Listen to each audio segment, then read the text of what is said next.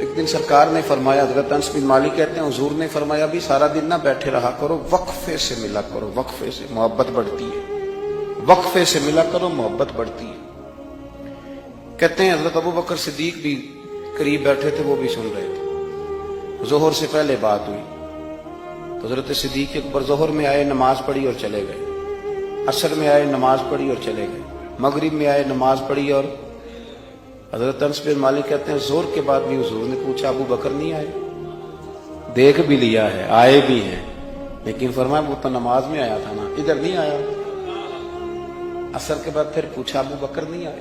آپ ذرا کبھی اس لذت کو محسوس تو کریں، ذرا دیکھیں تو صحیح ہے کیا ہو رہا۔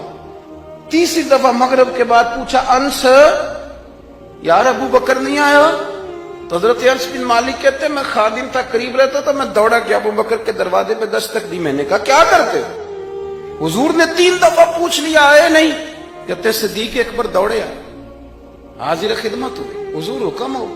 کہا یار تو سارا دن میرے پاس بیٹھا ہی نہیں، تو آیا ہی نہیں، تو نظر ہی نہیں آیا۔ عرض کی حضور آپ نے تو فرمایا تھا وقفے سے ملا کرو محبت بڑھتی ہے۔ تو سنو یار، میں کیا اس کا ترجمہ کروں اس بات کا، میں کن لفظوں میں ان جملوں کو بیان کروں، کہاں سے لاؤں وہ کیفیات جو یہاں پوری اتریں۔ حضور آپ نے تو فرمایا تھا وقفے سے ملا کرو محبت بڑھتی ہے۔ تو محبوب کی آنکھوں میں آنسو چمک آئے، فرمایا ابو بکر کہا تھا پر تجھے تو نہیں نہ کہا تھا۔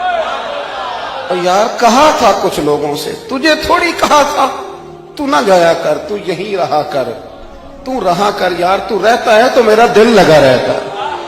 اور یار آپ سمجھے تو صحیح، آپ ذرا محسوس تو کریں، ایک باری میری آنکھیاں چوں اونا نے اتھرو پونجے سن، ہن مینوں چسکا پی گیا رونے دا، ہن مینوں چسکا پی گیا رونے دا، تے ہر ویلے آہو زاری دا۔ آپ ذرا اس لذت کو تو لیں۔ حضور نے فرمایا تو نہ جایا کر۔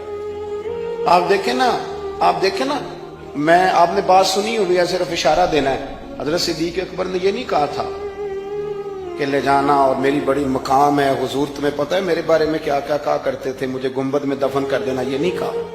فرمایا لے جانا، دروازے پہ رکھ دے، اگر دروازہ کھول دے، انہوں نے خالی دروازہ کھولنے کی بات کی تھی، تفسیر کبیر ساری پڑھ لینا، اگر دروازہ کھول جائے تو دفن کرنا، ورنہ جنت البقیع میں۔ فرمایا میں اس پہ بھی راضی ہوں، جنت البقیع میں دفن کر دینا۔ لیکن مولا علی کہتے ہیں ہم نے تو صرف رکھا تھا، اور ہم نے عرض کی حضور ابو بکر حاضر ہے۔ انہوں نے کہا تھا اگر دروازہ خود بخود کھل جائے تو رکھ دینا۔ کہتے ہیں انہوں نے تو صرف دروازے کی بات کی تھی، لیکن گنبد کا صرف دروازہ نہیں کھلا، اندر سے آواز بھی آئی، اندر سے آواز بھی آئی، لے او سجنا اساں توڑ نہیں پائی، لے سجنا اساں توڑ نہیں بھائی۔ اور درویش کہنے لگے پانی پرن سہیلیاں رنگا رنگ کڑے، اسی تے پریا اس دا جانیے جس دا توڑ چڑھے۔ آواز آئی دیر نہ کرو، حبیب کو حبیب کے ساتھ ملا دو، لاؤ قریب کرو۔ جتنا قریب رہے قربت بڑی، پیار بڑا، بات سمیٹنے لگاؤں، ادب بھی بڑا۔ اور پتہ کس طرح ادب کرتے تھے؟ حضور صلی اللہ علیہ وسلم تشریف لے گئے ایک کافر قبیلے کی صلح کرانے، فرمایا دیر سے آیا تو اثر پڑھا لینا۔